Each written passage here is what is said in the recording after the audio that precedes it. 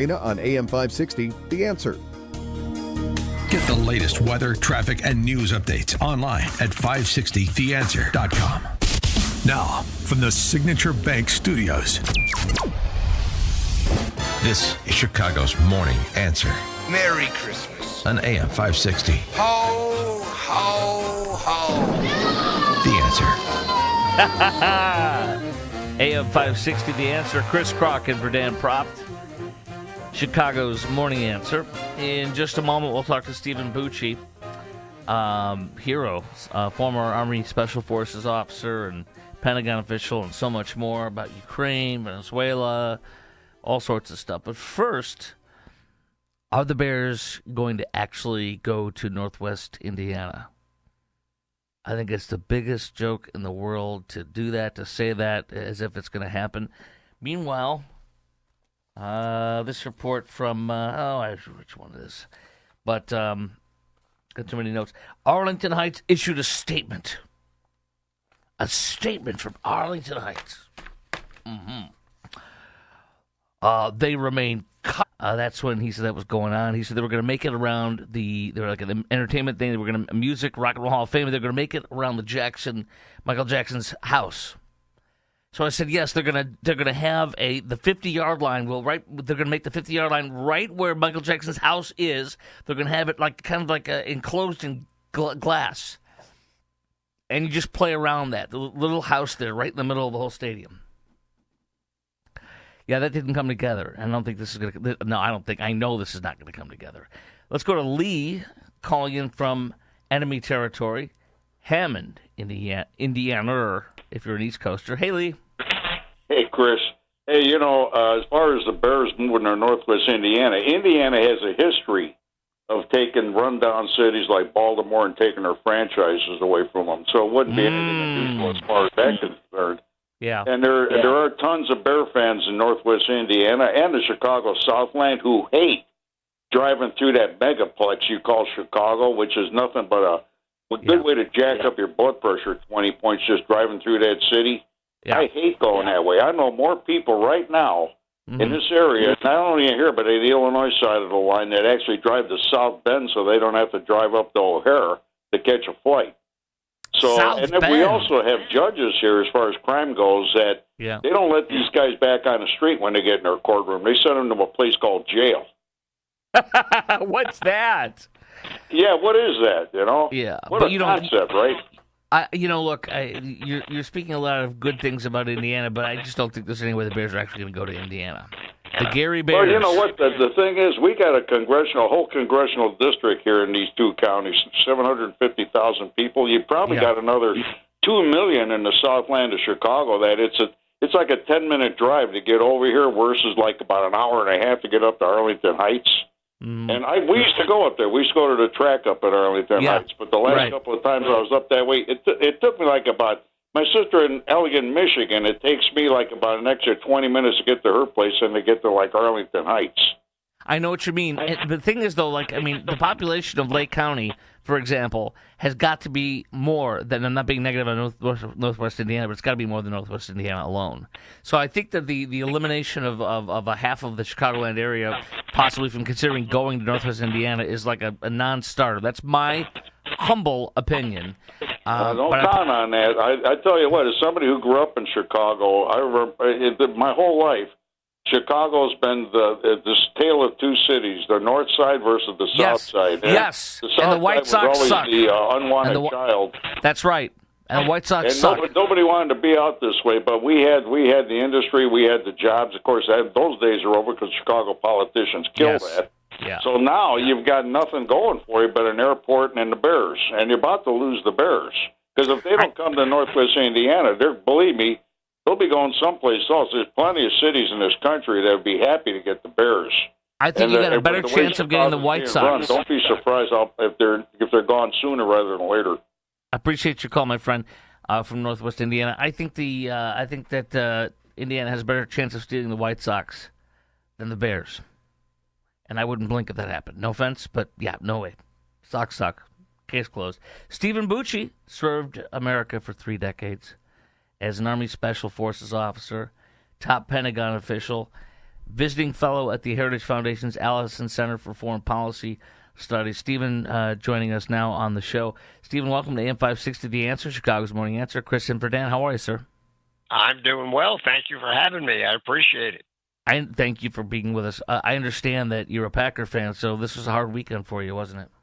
It was tough. As I told Quinn, though, I watched the game, and it was one of the most exciting, comebacks I've ever seen in pro football.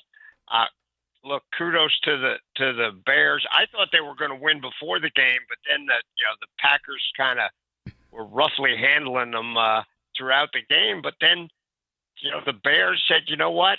No, we're not going to lose. And they just went for it, and pretty spectacular. Congratulations to everybody in Chicago on that win. Absolutely. So I know you're licking the wounds today, and I appreciate your compliments on the Bears. We have quite a situation going down with Venezuela right now. I do openly wonder, why are we chasing a tanker? Why can't we stop it? I mean, we're America, but we're chasing another tanker from that's shipping oil from Venezuela. Also, I'm reading about this for the Wall Street Journal over the weekend. U.S. oil blockade of Venezuela pushes Cuba toward collapse. And I know you know how intertwined Cuba and Venezuela are, and that Cuba cannot truthfully exist without the oil they get from Venezuela, and their entire population is on the verge of collapse. Diseased, garbage everywhere, power outages all the time. Basically, the journal is saying that this is going to take down Cuba if this continues, starving them from oil. And I know that Cuba also has tremendous intelligence assets in Venezuela to help keep Maduro in power. So play this out for me. What's the end game here? Is it to remove all communism from Venezuela and Cuba? Is it to remove China and Iran's influence from the region, to dethrone Maduro? Tell me what you're thinking. What's the end game on this, and how do you think this is going to play out? Well, all of those things that you mentioned would be wonderful outcomes, not just for America's security, but right. for the peoples in those various countries. Getting rid of the Castro regime, because that's still what it is in Cuba, would be wonderful. Getting rid of Maduro in Venezuela, chasing the other communists out of the other countries around the region. Because once those two, if they collapse, the other guys are all going to fold like a house of cards. But you're right. Also, the influence of China, Iran, and the other Islamist groups that are running around in addition to Iran, Hezbollah, Hamas. Yes.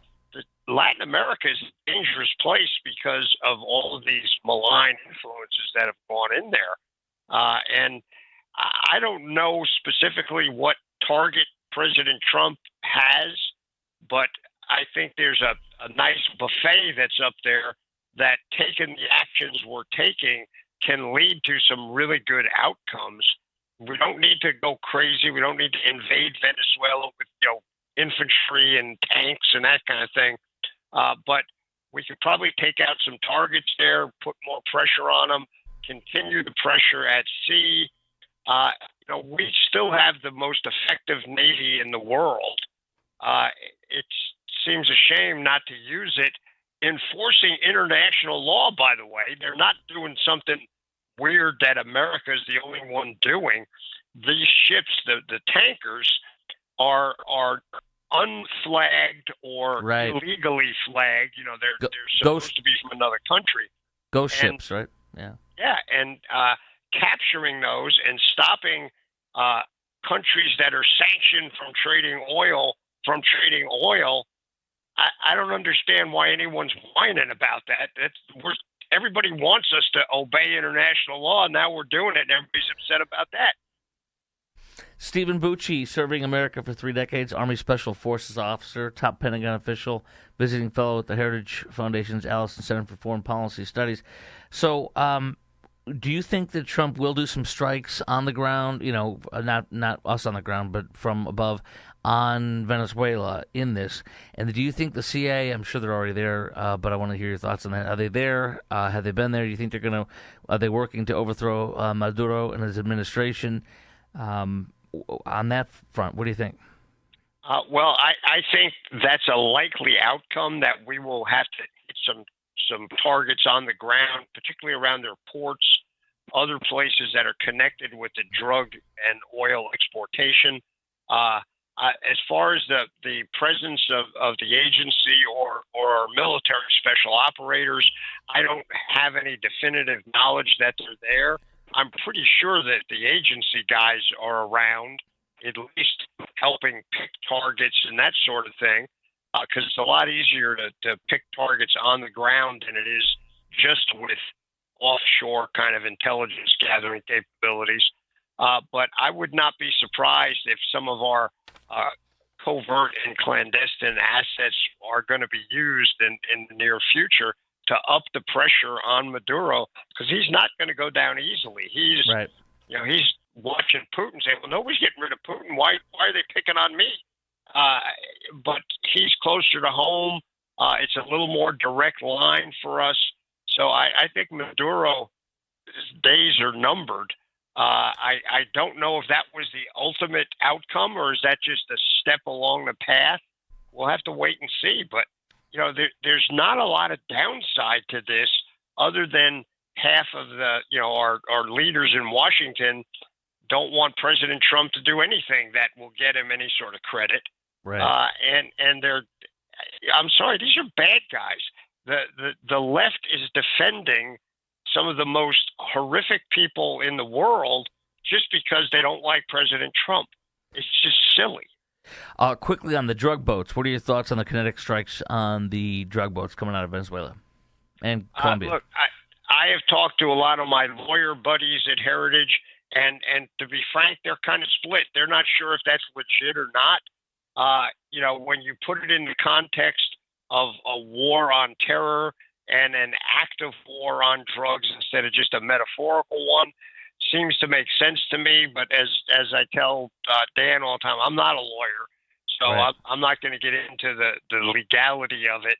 But it is a question, and the question needs to be answered, and probably sooner rather than later. We shouldn't let it drift along, because if the decision is it isn't legal internationally, then we probably should stop. But that decision has not been reached yet. And I mean, there's a lot of people opining on it, but nobody's spoken definitively, because frankly, international law is not the most definitive body of principles out there. But look, this is not way untold. In the past, we've done it with pirates. When terrorists are moving things around the world, you can whack them. If they're in international grounds, you're supposed to leave it to the country if they're on somebody else's territory. But look, I think President Trump is defending America, and apparently a big majority of Americans agree with me on that. So we need to let this play out and see where it's going. Stephen, $1,700 and $1,776 going to our troops. What does that mean to them? How big of a deal is that to them with this surprise announcement from President Trump? For some of the troops, for some of the more senior NCOs, it's nice. Everybody likes more money. They'll take $10 in the paycheck more if they can get it. But for the younger troops, who are the majority of our folks, that's a nice bump for them at Christmas time. Yeah. That's those kids get paid better than our old draftees used to do, but they don't get paid that much, and they're serving pretty sacrificially. So this is a nice thing. It's a great symbolism. The amount, considering it's our 250th anniversary coming up, is pretty significant, and will bring some focus on that. It was just a nice thing to do. We've got the money to do it right now. Good on the president for making that call. Where do things stand with Ukraine and Russia? They don't want to give up any land. Ukraine doesn't. I'm hearing about a special supervisory force, the security force that we might supervise as a possibility. And for me, it's like Ukraine, give them some land so we can call this thing quits. And Trump was talking about tomahawks, and that scared Russia, but I don't think that's ever going to happen. How do things stand with war, with peace, possibly with Ukraine and Russia? It's still pretty shaky.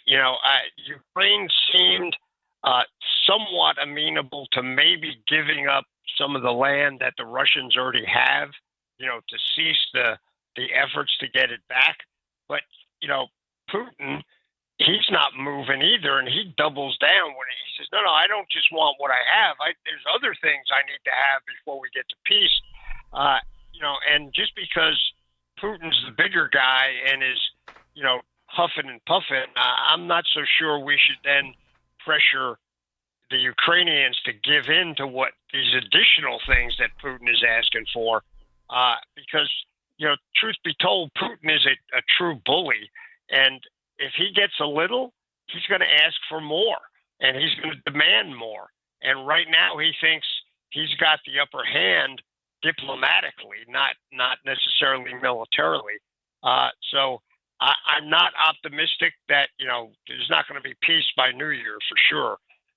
But we need to keep at it and keep trying to get both sides to be more reasonable, so that the killing can stop.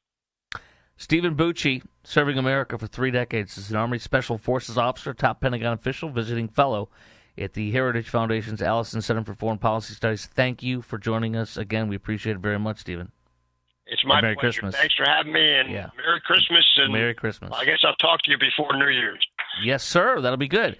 All right, coming up next on AM 560, The Answer, Eric O'Neill, former FBI counterterrorism and counterintelligence, author of a new book, and I want to talk to him about the Brown University shooter.